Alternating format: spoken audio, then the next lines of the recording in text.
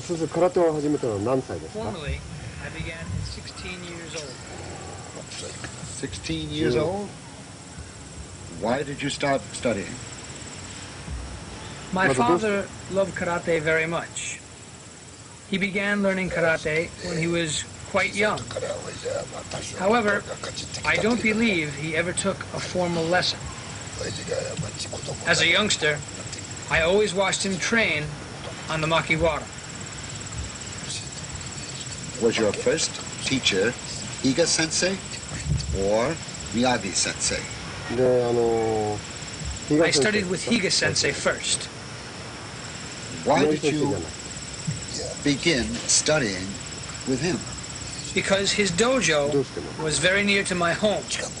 It took about 10 minutes to reach on foot.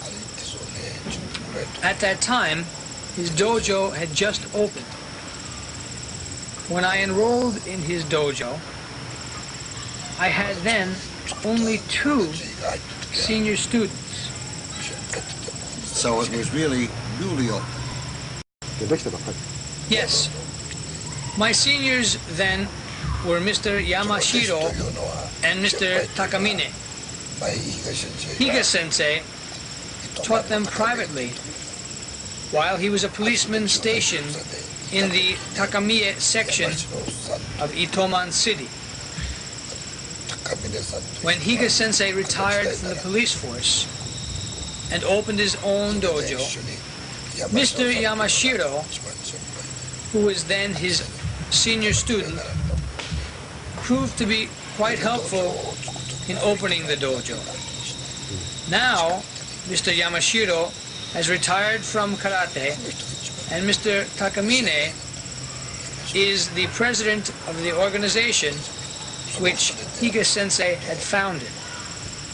Is that Sensei Takamine Toguchi?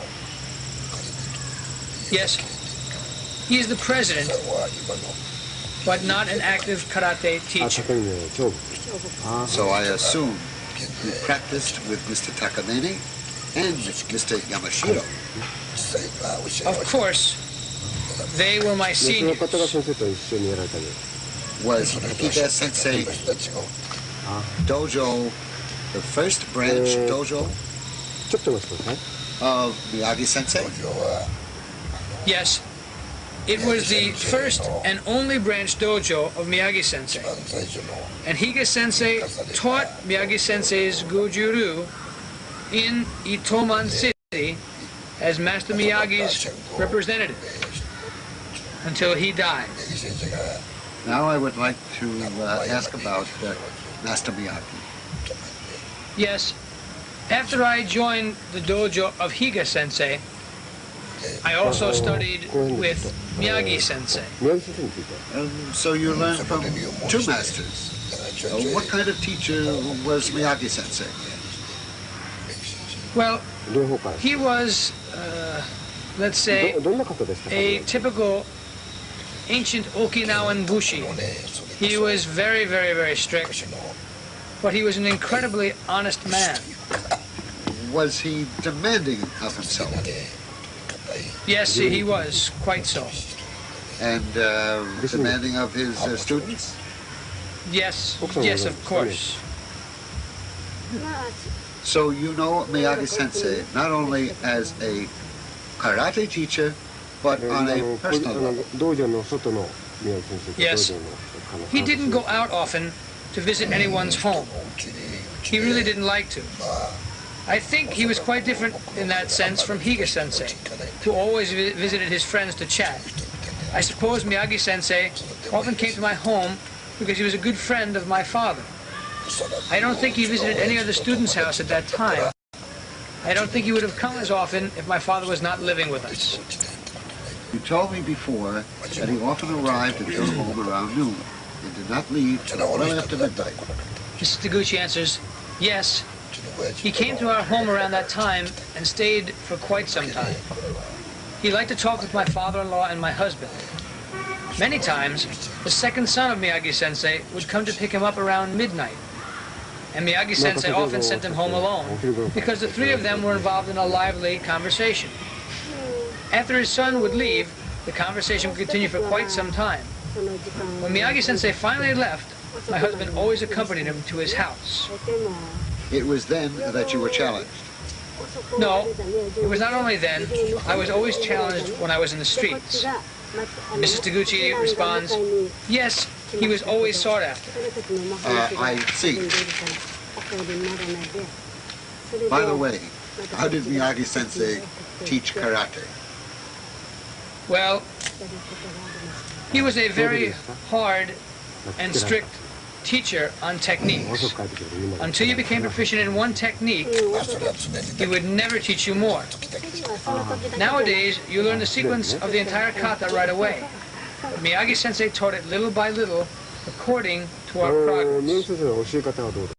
We have a saying of 7 senshin, or 3 years senshin.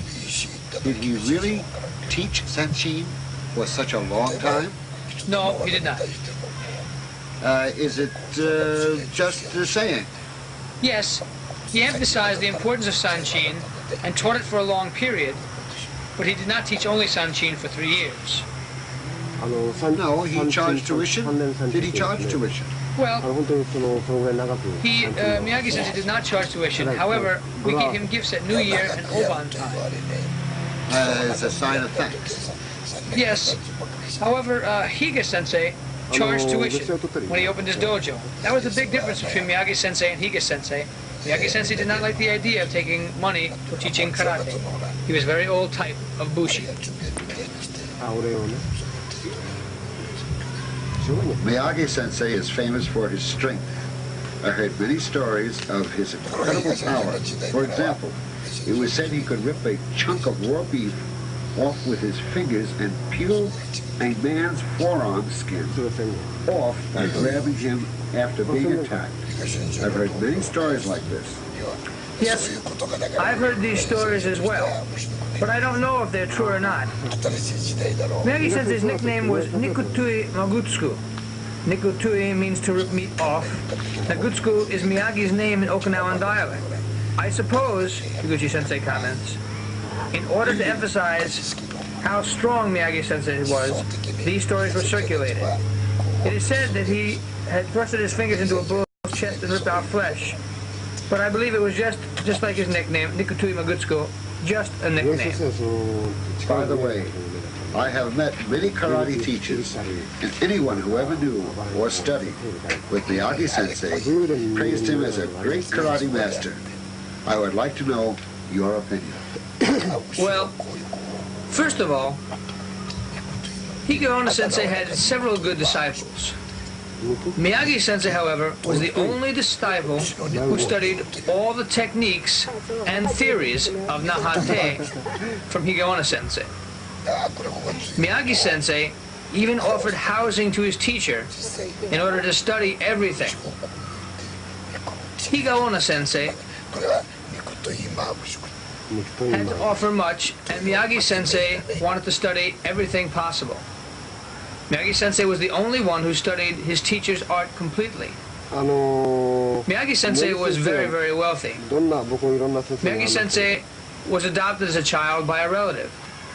His foster parents were extremely wealthy.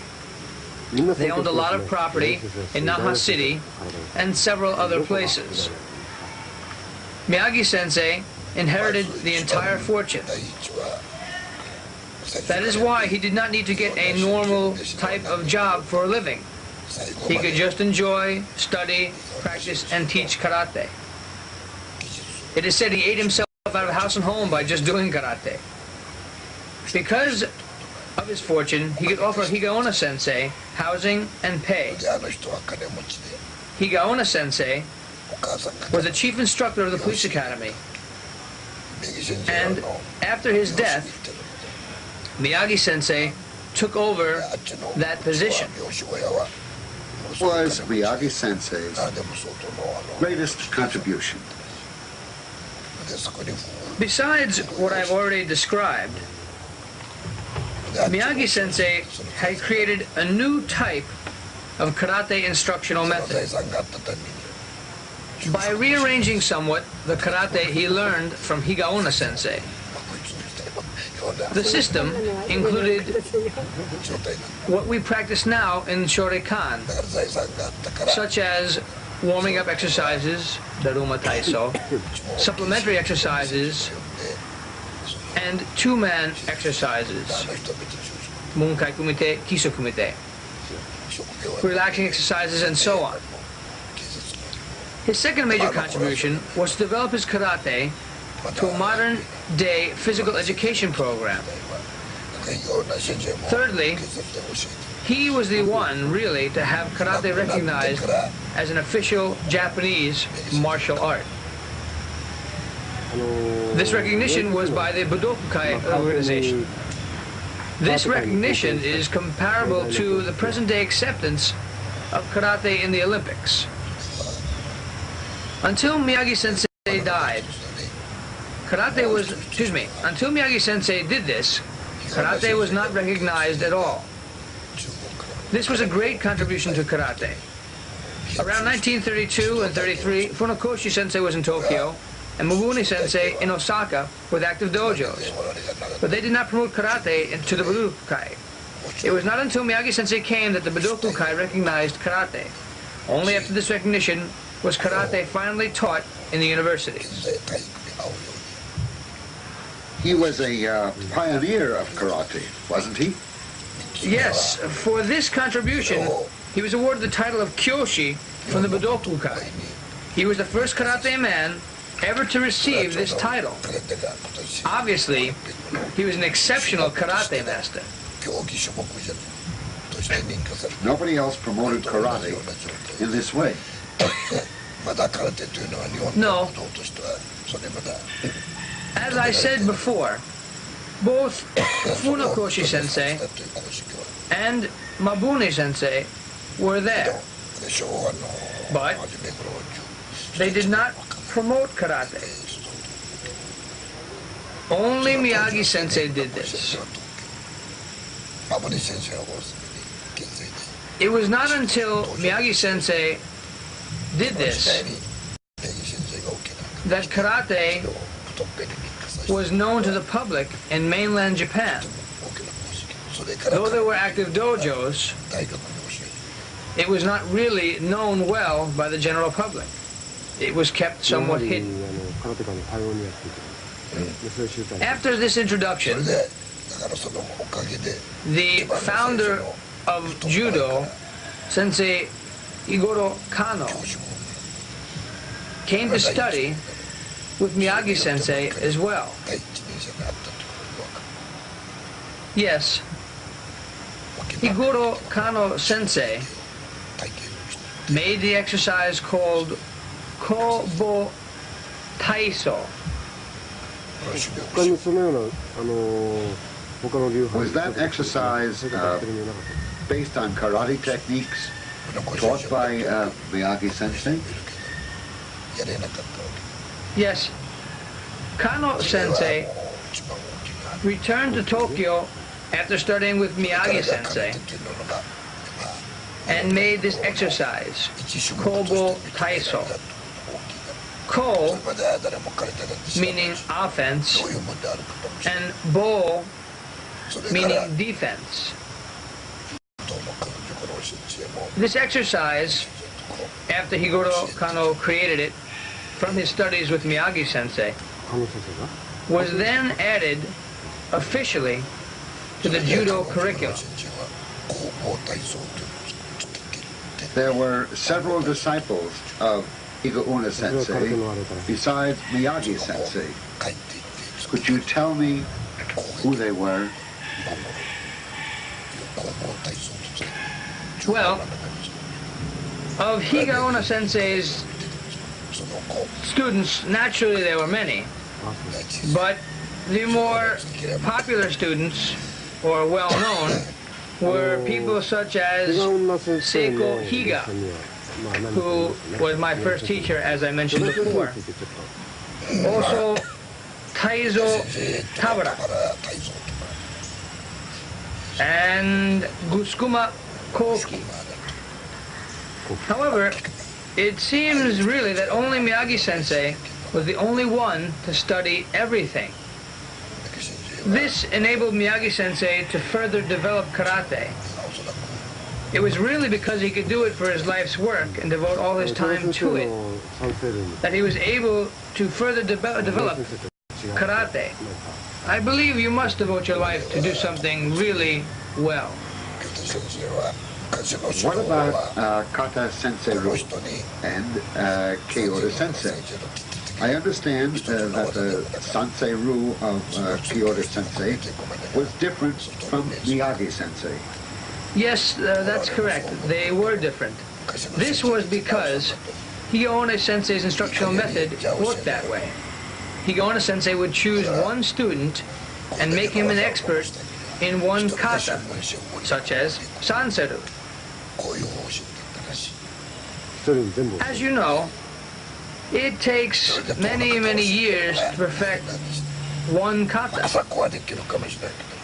Higaonna Sensei did not teach all the kata to any other student besides Miyagi Sensei? That's correct. It would be almost impossible. He would just teach the sequence of kata. I should say, he would not just teach the sequence of kata. He demanded perfection. Nowadays, many people think that it's good enough to learn a kata in a day or two. Higaonna Sensei would not teach quickly. That's why Higaonna Sensei taught Sanseru only to Kyoto Sensei, because it suited his physique. In the same way, he taught other katas to other students. Kyoto Sensei did not know other kata?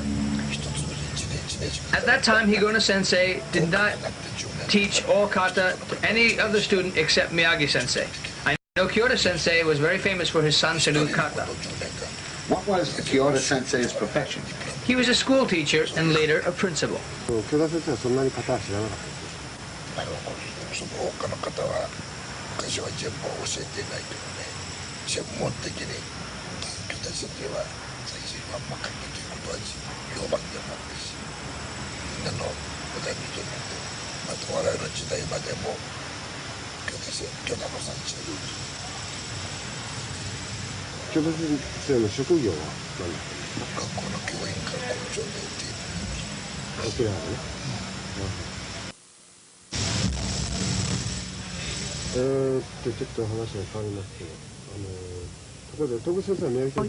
Toguchi Sensei, what dan did Master Miyagi give you?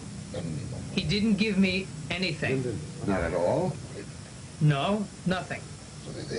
Well, I was not the only one who did not receive the black belt degree.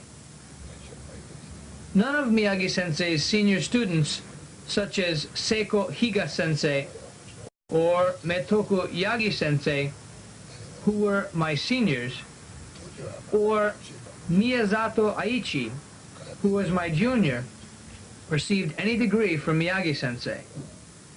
When we studied under Miyagi-sensei, there existed no promotional ranking system. Therefore, he never gave a karate dan to anyone. I think it was around 1952 or 53 when we students got together and discussed how to promote Goju karate. We decided to make an association with Master Miyagi as the president. We called it the Goju Shinkokai Association, and we drew up association regulations. We felt that karate was far behind other Japanese martial arts, such as kendo and judo, mostly because we did not have a promotional ranking system. So, we made promotion examination rules for the association. The man who took the initiative to create this ranking system was Mr. Genkai Nakaima, who later became the executive director of the association. Anyway, we presented this promotion system to Master Miyagi, and much to our surprise he asked us, who will issue the black belt degree to students? We said, of course, Sensei, you are the president of the association. You should issue the black belt diploma. He replied that he would never give anyone a black belt degree. He scolded us, saying, what do you think of the Karate Dan that I can give it? Then he said that the true black belt degree could only be issued by a member of the emperor's family. He said this matter should be handled only by an organization like the pre-war Budokukai. I will never give and cannot issue a black belt to my students. After hearing these words from Master Miyagi, we really had no choice but to give up the idea of a promotional ranking system. So we said to Master Miyagi, Sensei, if you say so, we will give up and cancel this ranking system, which we did. Thus, we did not have any ranking system in the Goju Shinkokai Association headed by Master Miyagi. That is why no one ever received any degree from Master Miyagi. If anyone claims he received a black belt from Master Miyagi, I must say he is lying. Even Seiko Higa Sensei, the top student of Master Miyagi, did not receive any dan from his teacher. How could anyone claim a black belt degree if even his top student did not receive one? I'm sure if Miyagi-sensei were alive, he would be apt to punch anyone in the nose who claimed this. If anyone says he's even received 10th dan or shodan from Miyagi-sensei, I would like to ask him why Miyagi-sensei did not give any rank to his longtime Okinawan students. I really feel this is a serious problem. Yes, I agree. So you mean Higa Sensei held no degree? That's correct. He did not even receive 10th Q. But he was the chief instructor of Miyagi Sensei's branch dojo.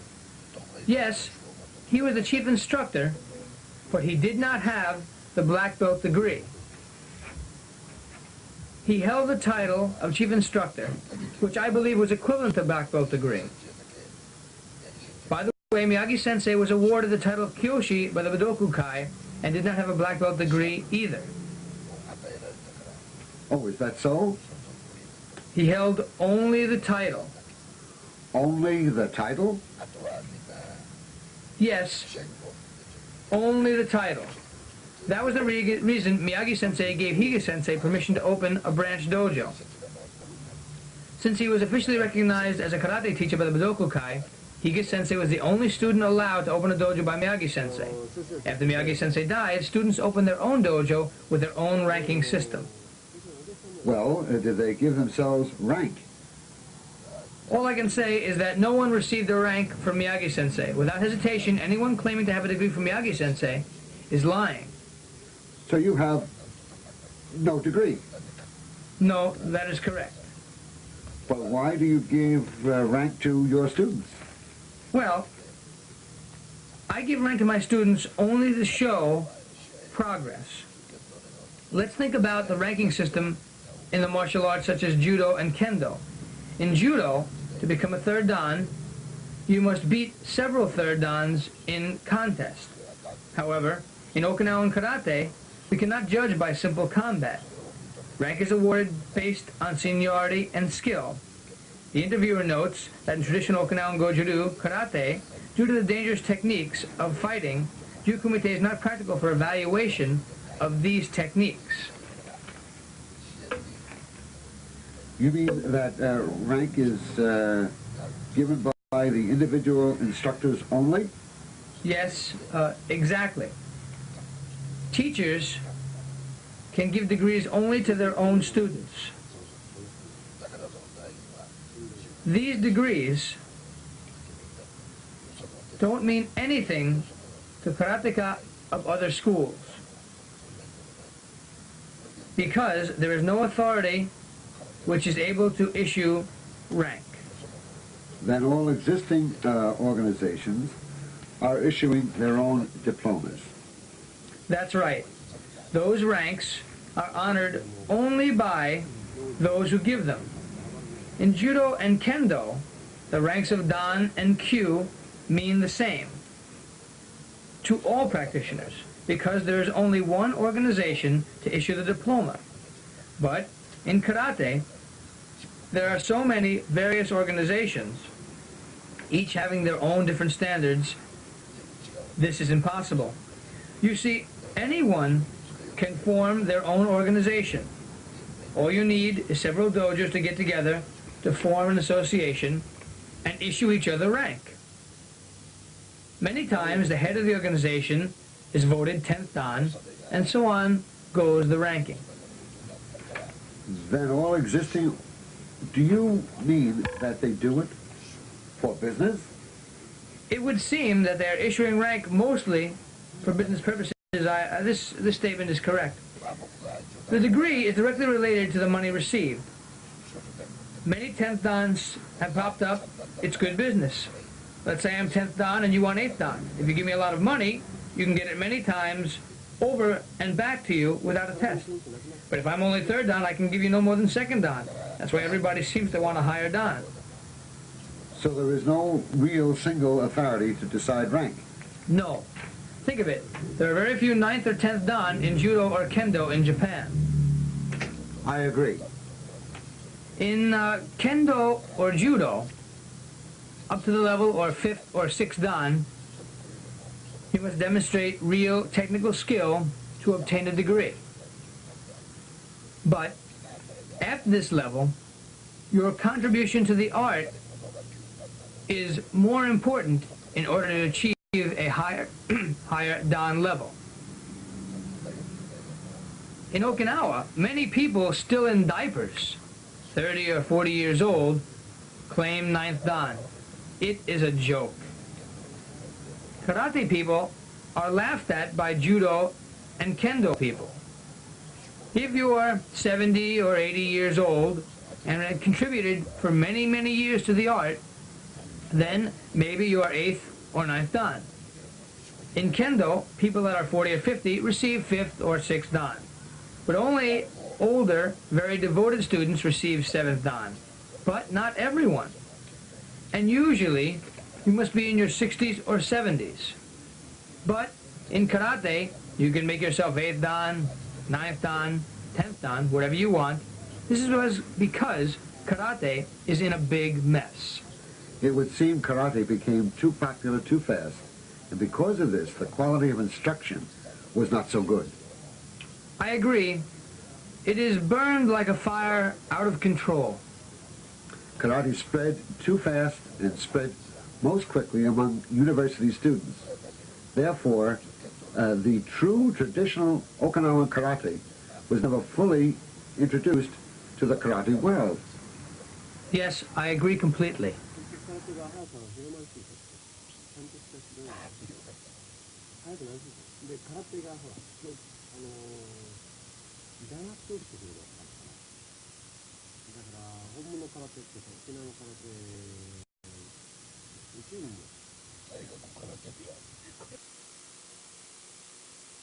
By the way, many students of Miyagi Sensei are are now teaching karate differently.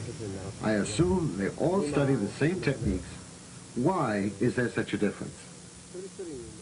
Well, let me say first off that I am a professional karate teacher. I have been a professional karate teacher since I was 35 years old. My living has been karate. Teaching karate is my life. It really is not a good job for making money. As a matter of fact, my wife had to get other jobs in order to help support the household. I did just karate. But most of Miyagi-sensei's other students had other jobs. They taught karate for their leisure time. Naturally, there's a big difference in the karate I teach and the karate they teach. The time one practiced with Miyagi-sensei also makes a big difference. And equally as important is how they tried to improve their karate as well as their talent. Let's say, for example, there are two painters. both with the same talent. One studies for 1 year, and the other studies for 10 years. Of course you can tell the difference in their art. Many people practiced karate when they were young and in school. They practiced, but few continued after school. The most important thing, really, is how long they practiced with Miyagi-sensei, and how long after he died did they continue to practice and study karate. Another important thing is how much of Miyagi-sensei's idea of karate did they understand. For example, Miyagi-sensei always said, from now on, karate cannot grow with just classical kata. It is crucial and vitally important to make new kata to help the public learn karate. So, Miyagi-sensei created Gekkisai Daichi and Gekkisai Daini, number 1 and 2 respectively. Number 2 being more progressively advanced, using more advanced techniques. He really showed us by his example. Miyagi-sensei planned to make more in the Gekkisai series, but because of the war, he could not finish his true desire. He told me that he was going to create a kata called Gekiha, but as I mentioned before, due to the war, he was not able to develop it. He had the idea for a kata called Gekkisai Daisan to complete the Gekkisai series, as well as Gekiha to continue the progression of difficult techniques. If you look at Gekkisai Daichi, the techniques are very fundamental. In Daini, he added more Koryu kata techniques, such as open hand blocks, Ko-oke, Hikyuke, Harayoke, and Uraoke, and so on. He told me he wanted to put more difficult and advanced techniques in Gekkisai Daisan and Gekiha. The idea of creating new karate to spread karate, or in essence creating new kata to spread karate to the public, was described by Miyagi-sensei as early as 1936. In that year, there was a big Okinawan karate masters meeting in Shoreikan Hall in Naha City. This was held in 1936. Many famous masters like Matsumoto Sensei, Kian Sensei, Hanashiro Sensei, Guskuma Sensei, and Oshiro Sensei all gathered from various styles. Mr. Nakasone, who lived in Tokyo, organized this meeting. I have a transcript of what was said at this meeting. At that meeting, Miyagi-sensei stated many things, specifically, and I quote, "In the future, if we do not create and teach new karate katas, karate will be ignored by the public. I am sure." End of quote. That is why, since I opened the Shoreikan Dojo, I followed his ideas and guidance. Yes, other teachers of Goju karate may be teaching the things they learned from Miyagi-sensei, but nothing more. In essence, Koryu kata. Well, yes. They teach the things they learned, but they have not studied Miyagi-sensei's principles in order to develop. This is why the instructional method remains the same. Didn't they study to develop on their own?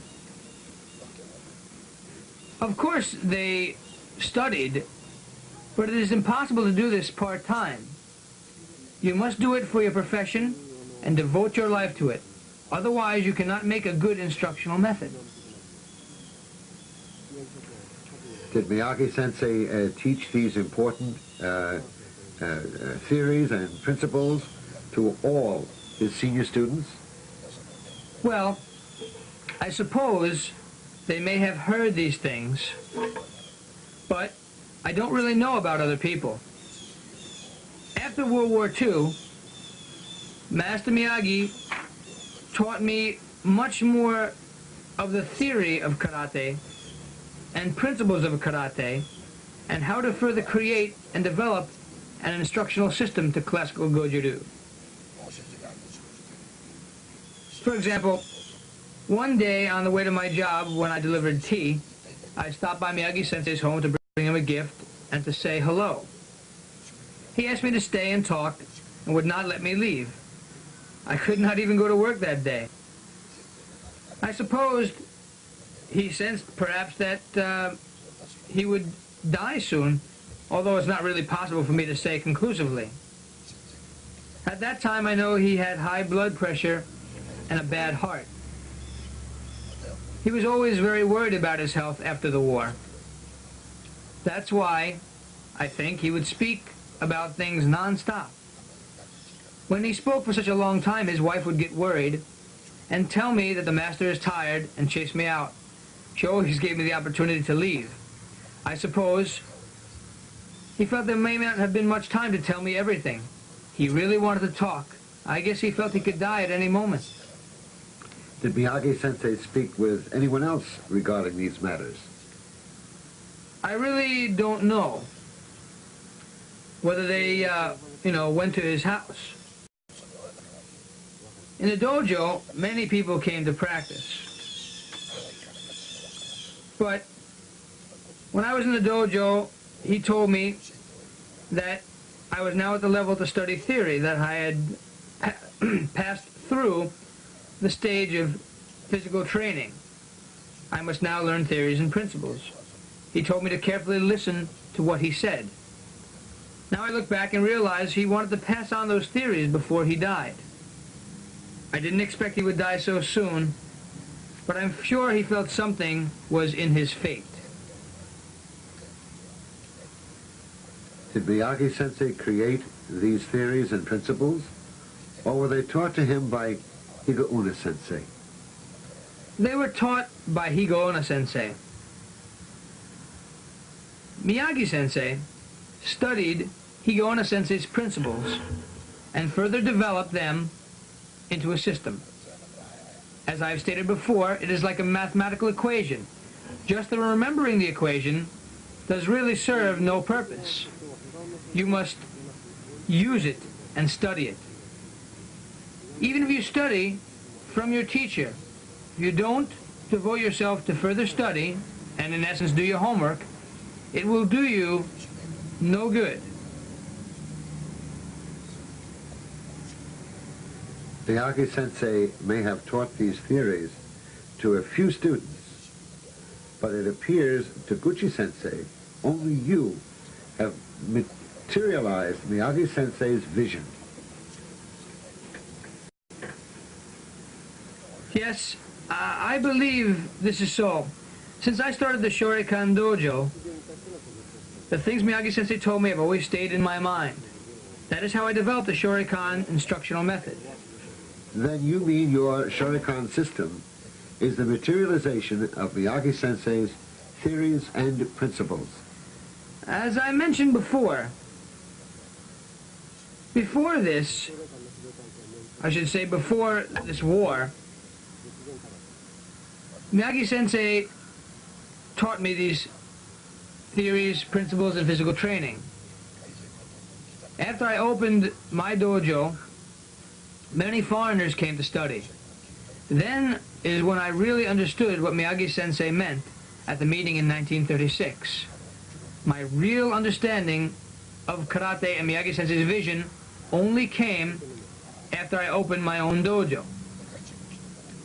He really was correct. I realized how right he was when the foreigners came to my dojo. We must make katas to help teach karate, as Miyagi-sensei suggested. Back then I could not speak, and still cannot speak, other languages. So I had to think of how to explain the meaning of kata. That is why I created Bunkai Kumite and Kiso Kumite. In this way, I could easily explain everything. That is why I made Bunkais for Gikusai Daiichi, created by Miyagi-sensei, and Gikusai Daini. I then added more difficult kata and Bunkai. Remembering Miyagi-sensei's idea of Gikusai Daisan, I created that kata and subsequent Bunkai. To tell the truth, I created Gekiha first, but found a big jump from Gikusai Daini to Gekiha Daiichi.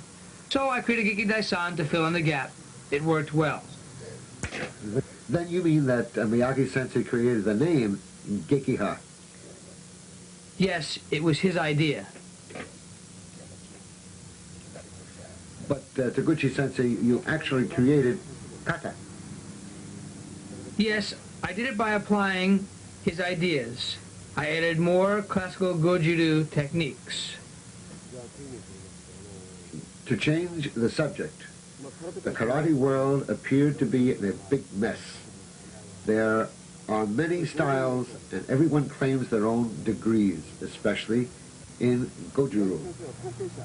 Did Miyagi-sensei appoint anyone of his students as successor? No, no one. When he died, it was very sudden. I was not there, but his second son, Kin, was near to him.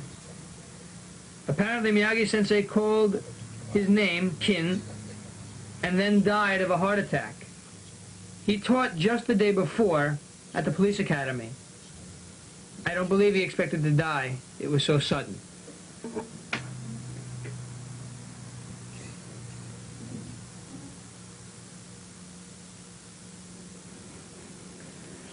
That is why he didn't appoint a successor, causing this big confusion in Goju.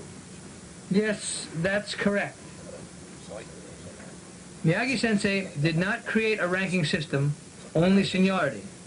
He did not say to anyone that this person or that person is a good technician, follow him. Naturally, he did not appoint a successor.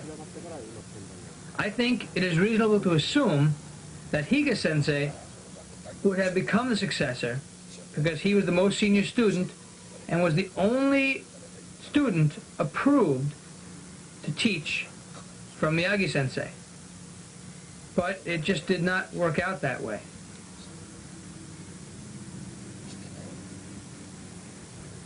Higa-sensei also devoted his life to karate, but is not as famous as Miyagi-sensei. Why? Well, because really Miyagi-sensei was a great master, and Higa-sensei was naturally always in his shadow as his student. After Miyagi-sensei died, everyone wanted to be at the top, and I guess they unfortunately just ignored Higa-sensei.